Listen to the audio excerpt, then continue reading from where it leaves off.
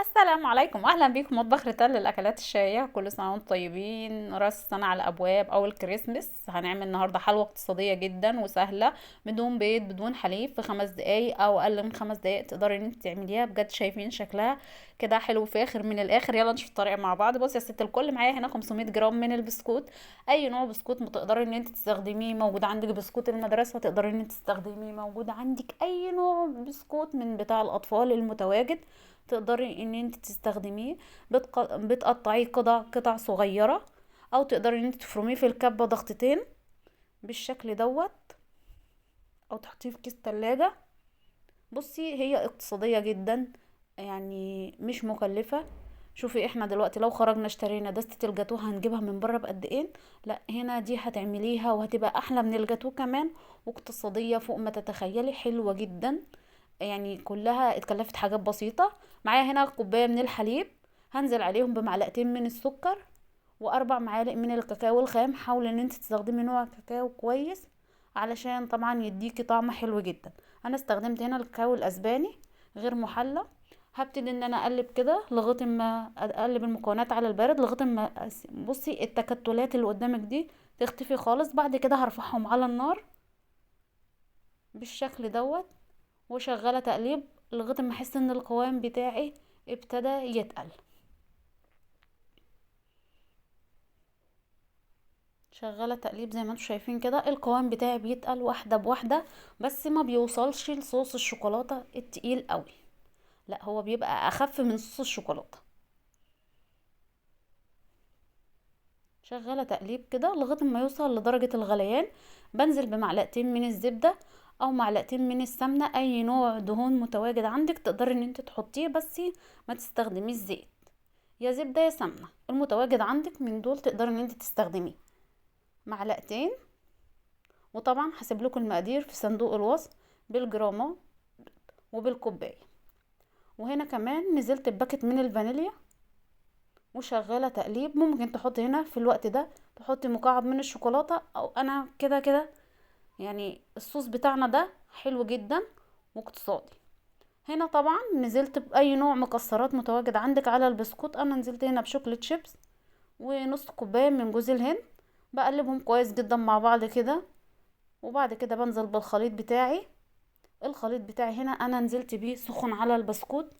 انا ما زودتش الحليب بتاعي، هي كوبايه بس من الحليب، علشان انا مش عايزه البسكوت بتاعي يبقى زي العجين كده، لا انا عايزه البسكوته بتاعتي تفضل مقرمشه معايا، مش عايزاها ان هي توصل ان هي تتعجن معايا، لا، تبقى البسكوته ظاهره معايا وانا باكلها تحس ان فيها سنه من القرمشه. شغالة تقليب كده لغاية ما اوصل ان قطع البسكوت تبقى قطع متكسرة، يعني مش ناعمة قوي. خلاص انا كده وصلت للقوام اللي انا عايزاه.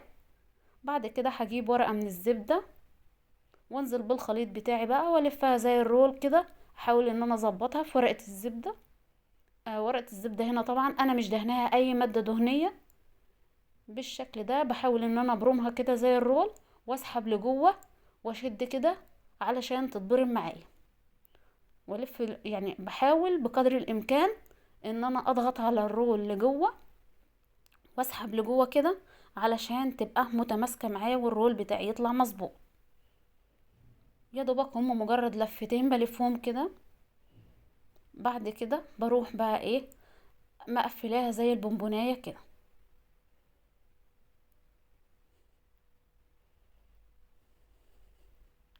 مجرد ان هي لفتين هدخلها هنا المجمد لمدة ساعتين، تحطيها في التلاجة او تحطيها في الفريزر. المكان الفاضي عندك تقدري ان انت تحطيها فيه. طبعا هنا انا جبت شوكولاتة 150 جرام من الشوكولاتة، سيحتهم على حمام بخار. وهبتدي بقى ايه اقطع البسكوت بتاعنا او رول البسكوت بتاعنا. كده حلويات سهلة تقدري انت تعمليها في اي وقت، مش مكلفة. بجد تقدري تعمليها في اي وقت. وكمان يعني الاطفال حبتها جدا، وكان طعمها حلو جدا. تقدري انت تعمليها في اي وقت، ولو جالك ضيف فجأة تقدري انت تعمليها قبل ما يجي يعني بما فيش. وكمان شوفي علشان احنا دخلناها هنا التلاجة اتمسكت معانا. تقدري ان انت تقطعيها. لو جيتي قطعتيها على طول هتبص تلاقيها فرولت منك، وما انتش عارفة ان انت تتحكمي وتقطعيها. انما هنا انا لما دخلتها التلاجة لمدة ساعتين اتمسكت معايا، بقت تتقطع معايا بمنتهى السهولة، ما بتتفرولش بالشكل دوت. شايفين الشكل؟ بتتقطع معايا ولا بتتفرول ولا اي حاجة. وطبعا حسب القطع اللي انت حباها وحجم القطعة. يعني شايفين طلعت معايا كمية كبيرة، وشايفين البسكوتة بتاعتي ماسكة نفسها وشكلها حلو جدا،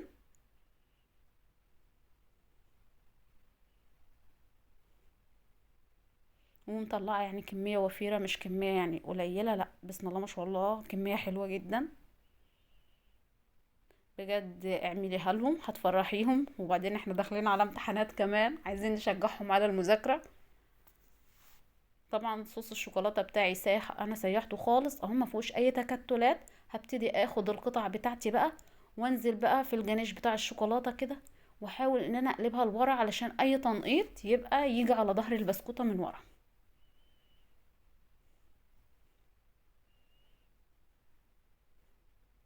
شوفي بقى انت بقى لو عندك شوية بسكوت من بتوع الاطفال اللي بيستلموهم في المدارس موجودين، تقدري ان انت تعمليها لهم.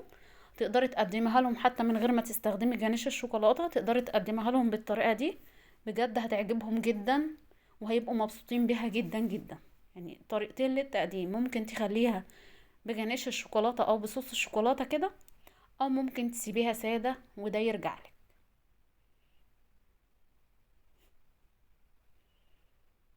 طبعا هبتدي ان انا احطهم كلهم في الصوص بتاع الشوكولاتة.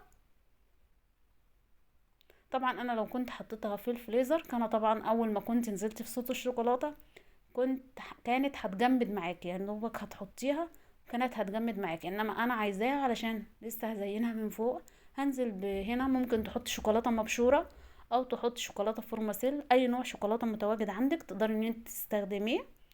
بعد كده بتدخلها التلاجة بقى شويه لمده ساعه ان الشوكولاته بتاعتك تتماسك وتقدري تقدميها. بجد طعمها جنب كوبايه شاي او كوبايه قهوه، واو طعمها تحفه جدا. كل اللي دقها بجد شكر فيها وقال طعمها حلو جدا، وكانت موفرة جدا جدا جدا. وطبعا دي شكلها بعد ما دخلت التلاجة بتاعتنا، وشايفين مش محتاجة كلام، هي بتتكلم عن نفسها. لو عجبتكم الوصفة ما تنسوناش في الشير واللايك والاشتراك في القناة علشان يوصل لكم كل جديد، وشير علشان كل الناس تستفيد. بجد شكلها تحفة.